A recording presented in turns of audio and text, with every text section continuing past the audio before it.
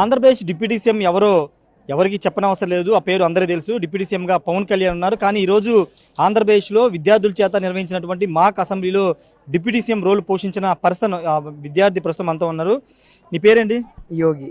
యోగి. ఎక్కడి నుంచి వచ్చావు? మేము విశాఖపట్నం నుంచి. విశాఖపట్నం. ఏమనిపిస్తుంది? డిప్యూటీ సీఎం పవన్ కళ్యాణ్ అంటే ఉన్న క్రేజ్ తెలుసు, ఆయన గురించి తెలుసు. ఆయన పాత్ర నువ్వంటే డిప్యూటీ సీఎంగా చేయాలన్నప్పుడు నీకేమనిపించింది? నాకు ఆయన పాత్ర పోషించేటప్పుడు చాలా ఒక రకంగా ఒకసారి భయం వేసింది. ఎందుకంటే అంత పెద్ద రోల్ మనం పోషిస్తున్నాం కదా, చేయగలమా లేదని. అప్పుడు మా టీచర్స్ ఇన్స్పైర్ చేయడం వల్ల నేను ఆయన పాత్రను పోషించగలిగాను. 45 సంవత్సరాలు అనుకున్న చంద్రబాబు నాయుడు గారు వచ్చి ఆయన ముందు మాట్లాడి నాకు ఎంత సంతోషంగా ఉంది. అంటే గతంలో అసెంబ్లీలో కానీ లేకపోతే బహిరంగ సభలో పవన్ కళ్యాణ్ మాట్లాడే స్పీచ్లు చూసావా? ఫోన్లో చూసాను. ఫోన్లో చూసాను. ఇప్పుడు నిన్ను డిప్యూటీ సీఎం చేయాలన్నప్పుడు? నేను డిప్యూటీ సీఎం చేయకముందు చూసాను.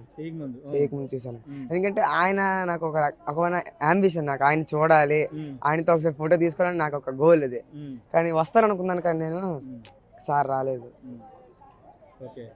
అంటే ఓవరాల్గా చాలా మందిని దాటుకుని ఇక్కడికి వచ్చావు కదా, ఈరోజు ముఖ్యమంత్రి ముందు లేకపోతే మంత్రులు, స్పీకర్ అందరి ముందు మాట్లాడేటప్పుడు ఏమనిపించింది? డిప్యూటీ సీఎంగా మాట్లాడినందుకు అంటే చాలా గర్వం వేసింది. అంటే ఇంత కాంపిటీషన్లోని ఇంతమందిలో నియోజకవర్గం మేము వచ్చి మాట్లాడడానికి అంటే చాలా గర్వంగా అనిపించింది. ఎంతమందిలో మేము వచ్చి మాట్లాడడానికి. కాబట్టి ఇంత మాకు చాలా గర్వం వేసింది. మేము మాట్లాడేటప్పుడల్లా మాకు చాలా గర్వంగా అనిపించింది. ఇప్పుడు ఈ అసెంబ్లీ అయిపోయింది. అసెంబ్లీ అంటే నీకు అవగాహన వచ్చింది ఇప్పుడు చేసిన తర్వాత? అసెంబ్లీ మీద పూర్తి అవగాహన మాకు మొత్తం కార్యక్రమం జరగడం వల్ల మాకు మొత్తం తెలిసింది. అసెంబ్లీ అంటే ఏంటో, ఎలా స్పీకర్ ఎవరు, ఎమ్మెల్యే ఎలా, మినిస్టర్ ఎలా ఉంటారో, ఎలా ప్రతిపక్షానికి మనకి ఎలాంటి కమ్యూనికేషన్ ఉంటుంది, మొత్తం అంతా తెలిసింది మాకు.